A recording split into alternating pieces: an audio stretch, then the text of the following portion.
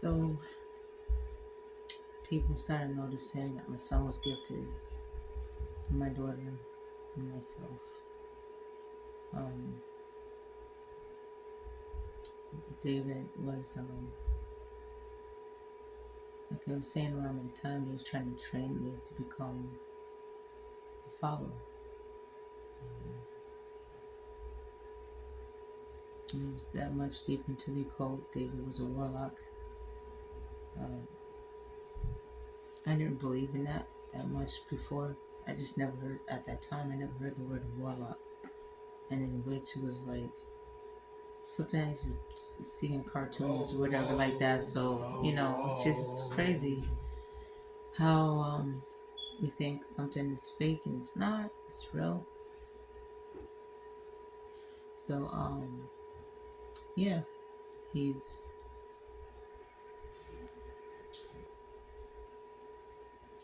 so at that time, I think it was in the summertime, um, part of me wanted to get serious in spiritual things, because I was already dealing with some paranormal stuff, and I was just tired of not understanding why, and kind of like only called on God when things got scary, uncertain. But other than that, I wasn't serious with God like that. If God didn't answer my prayers, I'm gonna go look into the occult. I'm gonna get the answer. And I thought a psychic could do it for me. And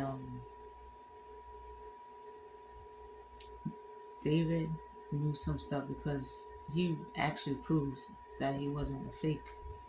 Um, he wasn't fake at all. He was scary because he knew how to read minds. And I dealt with people in my past. I dealt, like, growing up in school, middle school. There was a guy that he knew how to read minds, and I didn't like that. I had an evil thought, and he was like, "I wouldn't think that." When I was in class, and I was just so mad. I was like, still asking God, like, "Why would you give people these gifts? And you're saying it's wrong. You're allowing them to hurt people. You know, it's just a lot. When it comes to the occult, when people know what they can do, it's hard to let go because one, it's not you anymore. It's the spirit that takes over. Aside from that, it's like a rush, I guess you could say. That power that you have. It's like nobody can stop you. You can just keep going, keep going. You can do whatever you want, and nothing can stop you. So that's why I believe people refuse to leave that. But also those that want to leave and they can't leave because honestly, it really does take over you. And I'm just I just always had questioned God about that. So going back to David, finding that he was following my life, him and other people were watching me. I thought it was an isolated event. I know I'm learning that it's the norm when it comes to the occult. Like that's the requirement to some way or form or fashion. Like they have to follow people, whoever I guess God, excuse me, the devil assigns for them to watch, and whatever they can take from that person that somehow advances the kingdom of darkness. So, but when I was with David, he was like, when I was hanging with him, and he was trying to train me up, and that he was like, I kept saying that I'm Christian, stuff like that. I knew that was evil, but I was like still being drawn, like I keep saying, just keep being drawn to it because I wanted the power, but I didn't want the evil. I didn't want anything else that has to do with like something weird, like killing people or whatever. I didn't want that. I just wanted power so I can control my life. I was tired of demons and people, whether they're using witchcraft or not. They just like spiritually using witchcraft or not, controlling me. So that's why I wanted to actually learn how to use witchcraft on some level. So like trying to get a job.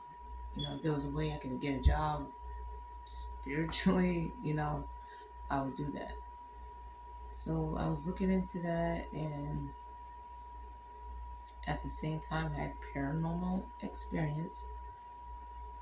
I guess one time I was just really like down and out, and at the time David knew like had like Native American friends or stuff. So he introduced me to two people, and it's kind of weird because it's not all like a natural, like a physical introduction. A lot of things that happen is more spiritual. You can actually meet somebody in spirit without meeting them in person. So I'm just thankful that I can say that now, because if I said this like maybe even 5, 10 years ago, people wouldn't believe me. They'll just say that I'm crazy. But more and more people that get into the occult, they know that this is possible. You can actually astral project, meet somebody, and not meet the person in physical form. So I wanted to meet him in physical. I was very shy, very had low self esteem stuff. So a part of me didn't want to meet him on the strength of that. But at the same time, I was curious. So I was like, wow, like, because David was talking about his friends who are Native American, Spanish Native American. They were like deep into they didn't use the word occult. They was just saying spiritual things. They would say, my creator, like how Native Americans talk. And because I had that strong bloodline in my mom's side of the family is like, um, for some reason I just felt drawn to that more so than the African side, African American.